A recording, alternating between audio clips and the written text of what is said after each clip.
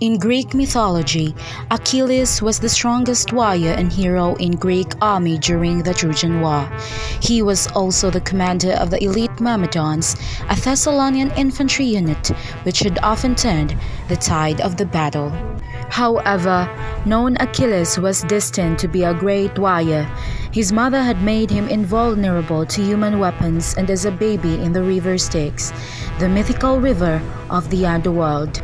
This made his skin impenetrable, except for where his mother had and held him by the ankles. Fearing that the upcoming war of Troy would put her son in unnecessary danger, Thetis persuaded Achilles to go into hiding by disguising the young man as a handmaiden to the king of Scalia. Learning of this information, Odysseus, knowing the Greeks could not possibly win the war without Myrmidons, and the commander set out to recruit Achilles into the Greek army. However, upon reaching Skyros, Odysseus and his companion, the mighty Ajax, could not tell who of the handmaidens Achilles was.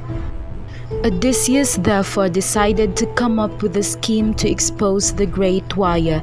After a few days, the troops of Odysseus and Ajax were ordered to blow their war horns. This caused panic amongst the courtiers, with the handmaidens panicking and running for cover.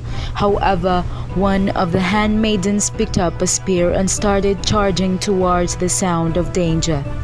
Knowing that his cover had been blown, Achilles discarded the outfit. Odysseus then convinced Achilles to join the war, arguing that this war would be Achilles' one-way ticket to glory. Ignoring the pleas of his mother, Achilles with his cousin Patroclus mastered the Myrmidons and set out for the court of Agamemnon to join the great Greek army and set out for Troy.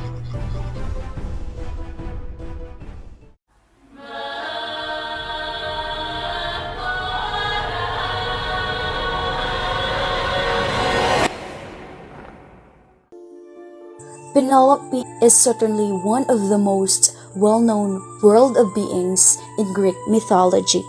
She is the daughter of Icarus and Periboea. Penelope was a beautiful princess, but all single noblemen agrees only cared about that beautiful Helen Sparta, who later be known as Helen of Troy.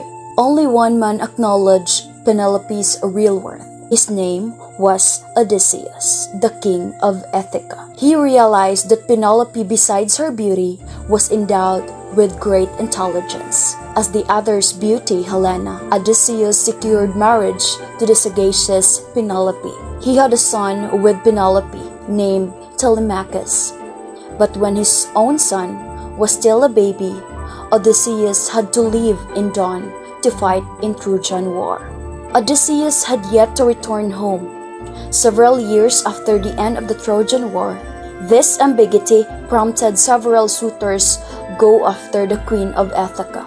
After all, he would marry Penelope or inherit Ithaca's throne. Penelope had always been a faithful wife to her husband and kept believing in his return. But she also knew that the throne of Ithaca could not remain taken, and her son was still too young to assume it.